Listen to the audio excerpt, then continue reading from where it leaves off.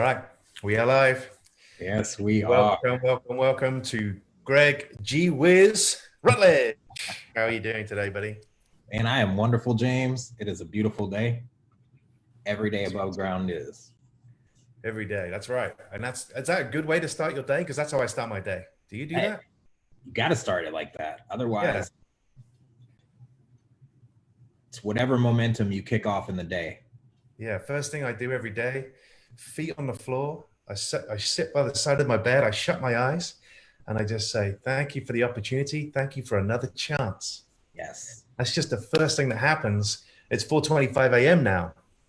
4:25 a.m. I walk out the door and I get straight up to my office, and 5 minutes later I'm there, bam, straight in. That's pretty cool.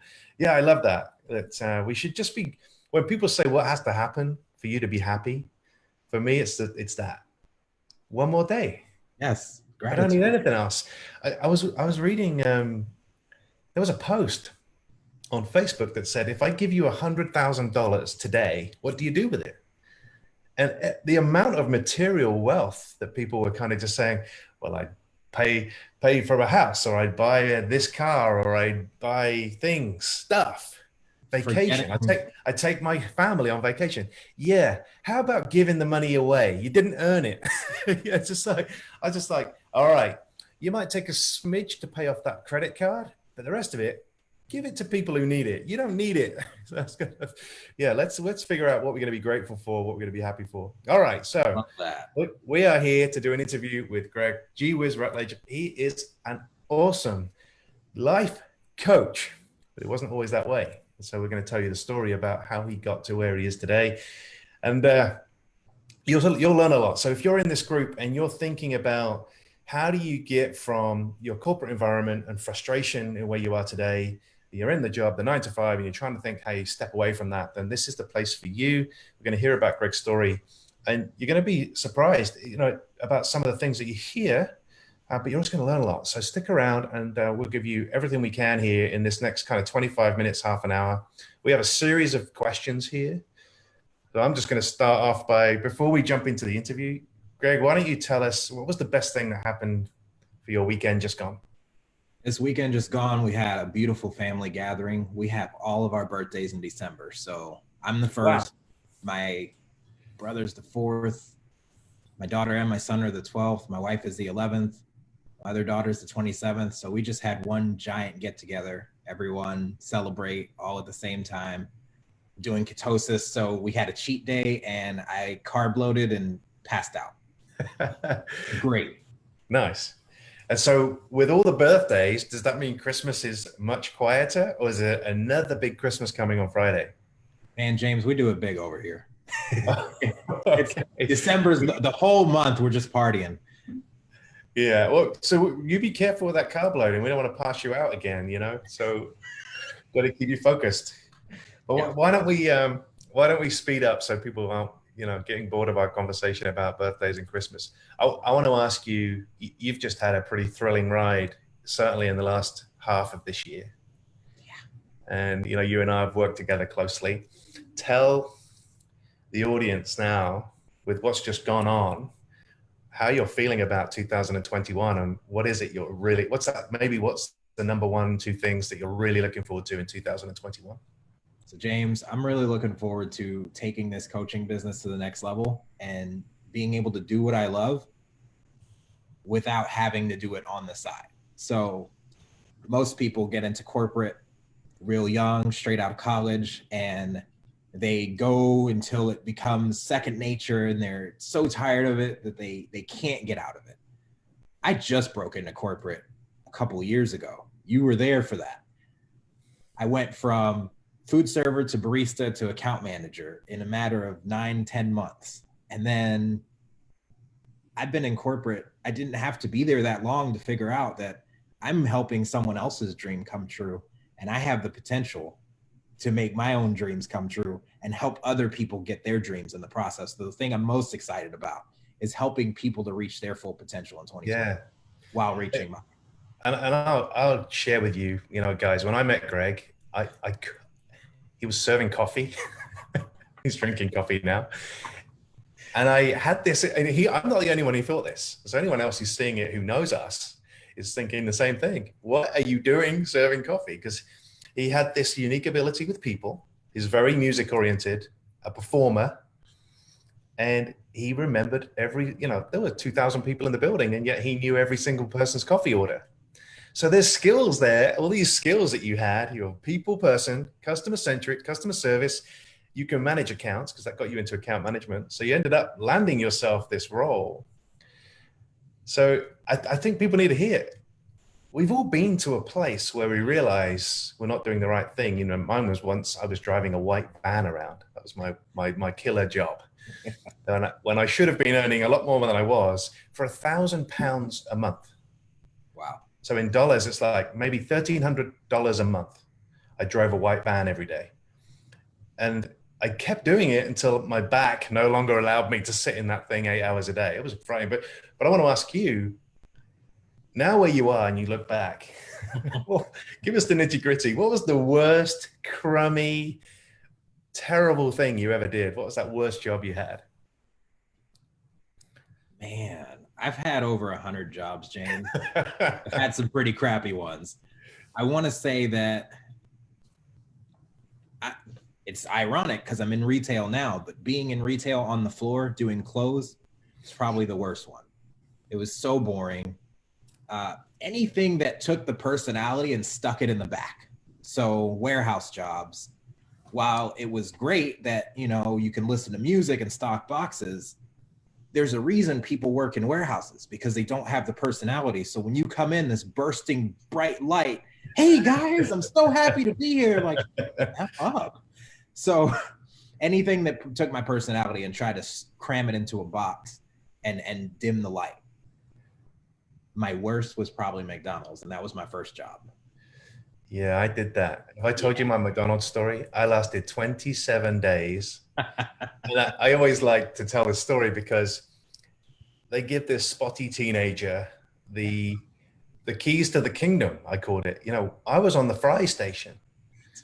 That's where they start you. It's like, do you realize people like McDonald's fries, and I'm going to burn them. I'm going to get the timing wrong. I'm going to put too much salt on them. Yep.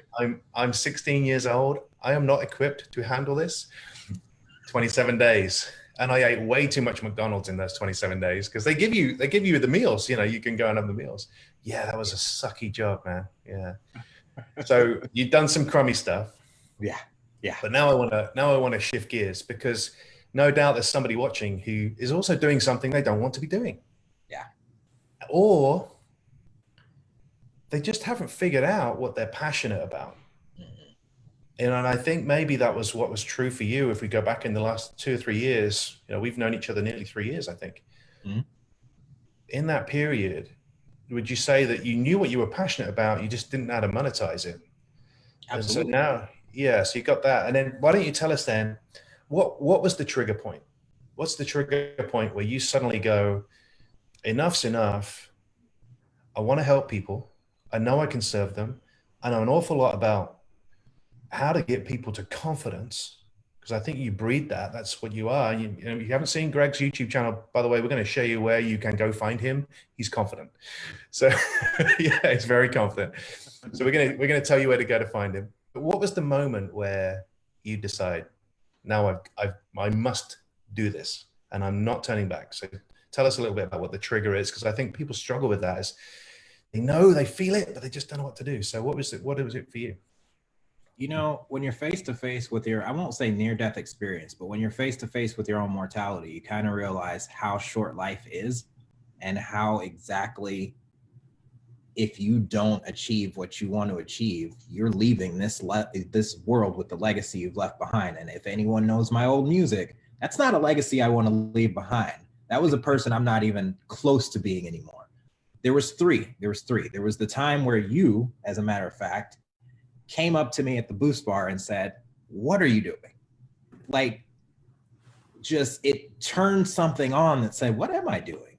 I'm like super popular here. I'm getting a taste of what fame would have been if I was a musician and was famous, because everybody in the building knew me. And I didn't know that that's how corporate didn't work, where everyone knows everyone. I knew everyone knew me. Uh-huh. But when I crossed over and they hired me on, it was like, holy cow, can you get any work done? People were either coming by my desk or I'd go down to the cafe and I'd take 20, 30 minutes every time for lunch before I even got to lunch. The second time I was with so that started the ball rolling. I learned about user experience, and I learned that that's what I've been doing my whole life, is creating experiences for people. I just didn't know that that was something you could monetize. So that was the first step towards monetizing. Yeah. And I sat down with my Toastmasters mentor, Godfrey, and he slipped me an envelope of money. And I swear, James, it was like straight out of a movie. Someone hands you this big briefcase of cash and tells you to do something with your life, right? Slides me this envelope of money. It wasn't much, but it was cash, and it was the gesture, it was the thought. Yeah. Stop working for other people and build your own brand. And at that time, this confidence was not there. I was so disappointed because I couldn't break into UX. It's always hardest to get your first job. I didn't have the degree to jump from account management to another account management job, and not enough experience or confidence to tell them about my experience, confidence in myself. So it was a struggle trying to get back to where I was, or where I fell from, because my pride took me out of RailPage. The last time was the beginning of July this year. Got COVID. And I thought, if this thing takes me out, I'm leaving this earth, and I'm not leaving behind the legacy that I need to for my kids, for my family. Mm-hmm. I've broken some major molds. The absentee fathers, the men in my life that are not there for, like, I'm the only man in my family lineage that has gone to, not only graduated high school, but gone to college, not only gone through those two, but been there for their kids their entire life. That's created something and monetized on something that they love to do and continue to be positive. Yeah. So the musical legacy I would have left behind would not have spoke that at all. It would have said, okay, he just perpetuated that cycle. But I want not only for me to break this cycle for me, but for me to help break this cycle in other people. And I don't usually subscribe to the color of my skin as something that I need to stand up for or use as some kind of leverage. Yeah. Because I know that we're all human. We all struggle from the same human condition. We all have the same potential inside of us, no matter where we come from, as long as we can get that belief right, that belief system. Yeah. And I don't want to limit myself to only the Black community or only this type of person. I believe that I could change the world one question at a time. Yeah. Now, I do know I have to niche down realistically and work on these people first, but essentially, I'm going to be able to change the world. Yeah. No, I agree. I mean, and so you talked about belief. I think we jump into kind of what things people can be thinking about, and maybe you give us a little bit of free coaching here, get people started and introduced to the kind of work you do. Okay. But before we go there, I want to kind of recap some of the things you said. I made some notes here, so people may have seen me looking down. And I agree with you. I think you give people an experience, you know, and I like to do that too. I like to touch people and connect with them so that they go, James, it's just nice to be around. And not everybody's going to buy my stuff, right? Or going to want to work with me. That's okay, people. You can work with Greg. But I like that you do. You gave me that experience. And it's what I was saying to you is that, yeah, great.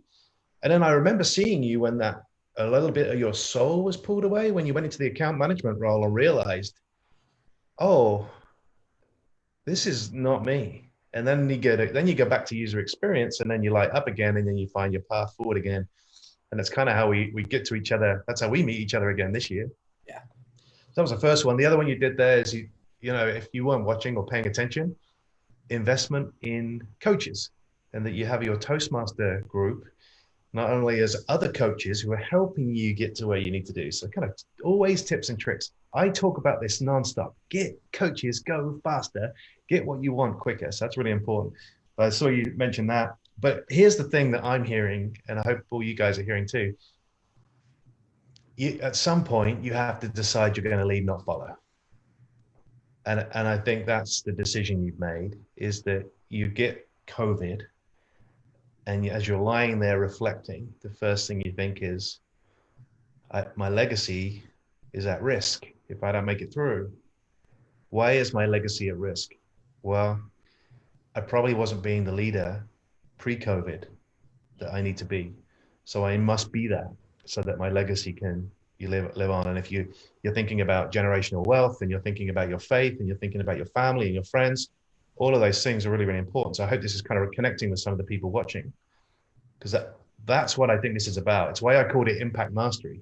It's not called wealth mastery. It's not about the money. The money will flow in because you're making a massive impact. And that's kind of what you're saying about, I put that in the description for the promo, improving lives, impact the world. And I think that's really important that you've got that mantra and you're living it every day. And now I'm seeing you do it and monetize your business. Absolutely awesome. So let's get into some more nitty gritty. Okay. Tell us a little bit more about, because I'm sure people are now, okay, dude, what are you doing? Who's this kid? So I'd like to know a little bit more about, how you do make that impact, how you are monetizing. Maybe tell us a little bit about your process, because I think people need to understand, if they come to engage with you, that you've got this anyone can do step-by-step simple process that's going to move them from point A to point B. So I'm going to let you jump in and I'll shut up, and then maybe we'll recap afterwards. Sure, James. Tell us a little bit more about the work you're doing and what's filling you up and all that kind of stuff. Well,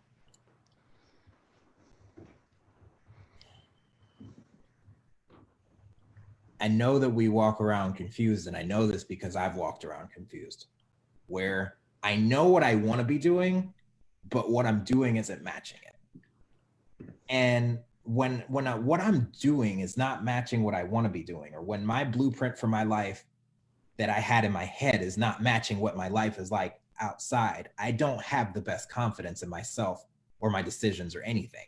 Yeah. Which is why the Clearly Confident path is taking you from confused to confident in a matter of 90 days.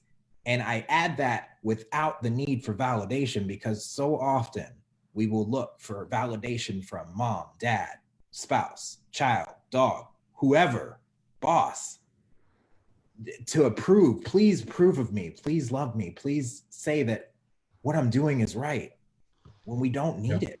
We don't need that outside validation.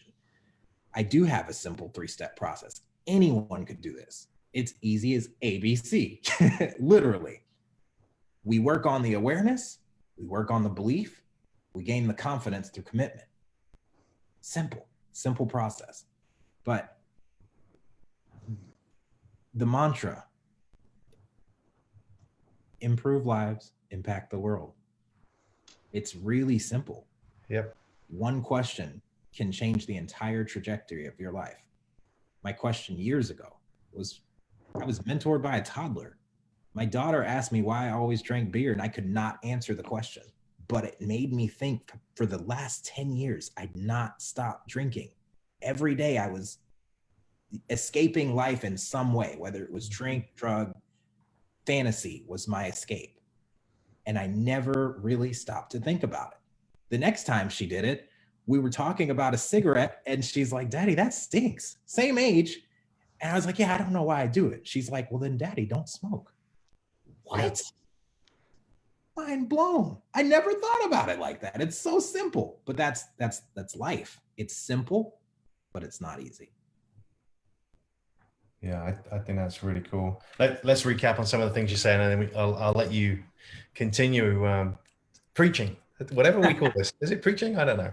Oh no, man. Preaching's got a very different meaning now in the world. Anyway, so here's what I hear from that. You and I spoke earlier about men and women and how our needs are different. So people watching this, women have this primary question: am I good enough? Do I look all right? Will I be loved? Will I be received? And depending on who the woman is, maybe they want some approval from the mother or the father. And men have this primary question of, will I be able to provide? Can I give everything that is needed of me? And I'm kind of hearing that in what you're saying is that these are kind of two themes that come out. And then I love the third thing you said there about the toddler and kind of teaching, because anyone watching, if you've been, you had your dabble with substance abuse, especially alcohol, I've been to the point where drinking every day, we think we're solving something, and it's the complete opposite. We're numbing the pain and we're numbing the conversation going on in our heads, and the next day we repeat the process. So yeah, get a grip of that. If that's you. And if you need help, then definitely Greg would be a person to speak to now sober, so I think that's really important. But the last thing you said there about your daughter is to kind of listen to that. I was schooled by my 4-year-old at the time. He's now 5. At the beginning of COVID, because the beginning of COVID for us was into the house. I was on planes nonstop before that. Before March, I don't think there was a week go by when I wasn't close to an airport, either me or my wife. I was picking her up, or we were traveling all over the country, seeing our clients. And then we get this lockdown. So between March and June, and I think there's a post somewhere in my Facebook feed about this, where my son teaches me the lessons. And I always remember this favorite phrase of mine: we teach our kids how to live. They teach us all about life. And I love that. And you've just said it, is that, yeah, she's basically saying life isn't in the drink. Life isn't in the smoking. Life isn't there. And she's already learning because you've taught her how to live. She's like, well, you don't give me beer and cigarettes. So you're teaching me how to live. Let me tell you about life, buddy. And that's kind of the process I went through with COVID, because I did find the first 3 months of it very unusual, because my wife and I had to share duty in that schools were closed. We weren't, the e-learning was a failure in the beginning because so many people were learning, how do we get it all going? And so we ended up doing 3 to 4 hour work days for 3 or 4 months as we juggled it. Once Rory was replaced into a new environment, then obviously we had a longer time together. But I love those things, and I want to kind of reinforce them, that people understand that. So if you're female watching this, yeah, you are good enough and you do look great. And if you're a man watching this, yes, you can provide. And it's very simple when you know what your question is. I think that's where you were going with that. What else can you share with us to kind of give people some value here as we kind of move closer to wrapping up? I mean, I think we've been going 20 or 25 minutes or so, but we'll wrap up in a few minutes here. But I want to make sure you get a chance to give people a little bit more of your gold, and then we'll tell them where to come and find you. Well, James, everyone wants to find that thing. Everyone wants to find that, unlock that deep desire, that passion, that thing that is them. They don't know where to start. That's what I help. I help them find the place where trying to word this right. You don't fit in their box. You weren't meant to fit in their box. That's why you're so uncomfortable. Yep. We're going to question you out of that box and question you into your destiny. There's something that you're meant to be doing, and it's not what you're doing right now. And if it is what you're doing right now, you can always be doing it better. Yeah. But we know statistically that's not true. Right. And the reason why people aren't doing their passion is because they've already told their brain to forget about it. You can't monetize my gift. You can monetize everything, people. And I think that's important. Yeah, I love that. You made me think of something. If it comes back to me, I'll bring it up. But so while I'm thinking, why don't you tell folks, where can they come and find you? Clearly they can see your Facebook profile because your name. Is that a good place to come and get you? Where else would you like them to connect with you? I'm branching out. I've got a big LinkedIn following. If you're into UX, in the UX community, I put my UX stuff, my career stuff in there. If you are into quick tips, fun, I post on TikTok at Question Everything LLC. Now, LLC could be limited liability company, or it can be living the life you created, whatever you choose to make it. At Question Everything LLC, and that trickles down through Instagram and Facebook as well. At G-wiz Inquisitive for Instagram, and lovely Gregory Caseem Rutledge here on Facebook. Awesome. YouTube, I think it's still G-wiz Insane. I'm working on transitioning over to the Question Everything channel so that everything is consistent. But sloppy imperfection. I'm building it as I go. Yeah. I have no idea what I'm doing, but it's working. Yeah. But we're all in that place where people think they have to be perfect. Yeah. And that's the other thing is we convince, that's what I was going to say about if you're in the wrong place right now. One of the mistakes I made, certainly in my last 10 years, was reselling myself that I was in the right place. You've got a job, you've got a house, you've got a car, you've got a family, the bills are getting paid, you've got some money to go on vacation. Under the guise of gratitude, right? Under the guise of what I have. I'm just grateful. Yeah. And it made me thoroughly miserable. All of it. All of those things. And so I used to think that working hard was fun to have nice things, but I wanted more than that. I just didn't want that. All the physical things. It's like, yeah, that doesn't fill me up. But now I can work with people and have an emotional, deep, real connection with them. And that fills me up far more. So I wanted to share that because I think that was good that you mentioned that wherever you are, people, you don't have to stay. So look, there's this phrase, I don't even know if this is a global phrase. I'll say it and see what Greg's reaction is. Horses for courses. Does that resonate with you? So that's a kind of horse racing term where there's flat races and then there's jump races. And depending on if it's a flat race or a jump race, the horse is different. Yes. And so what I want to kind of say is I'm not calling you all horses watching this, but I want to make sure that you know that, you know, Greg and I will do whatever we can to help you with your awareness, to get you aligned with yourself, to get you looking after your passion. But I want to make sure that you get to see Greg and myself. So if Greg's for you, now you know where to find him. Make sure you do reach out and have a conversation, at least have the conversation. Irrespective of you ever became a client or not, I know he'll impact you even if you don't become the client. And then you can decide later. You know, I kind of think about, you don't have to buy coaching. You don't have to invest in yourself immediately, but you do have to have relationships. So find the relationships that work for you. If that's me, great. If it's Greg, great. That was the whole purpose of this, to make sure you get exposure to what he does. He's having an absolute blast. Got an awful lot of experience here. He's helping absolutely everybody.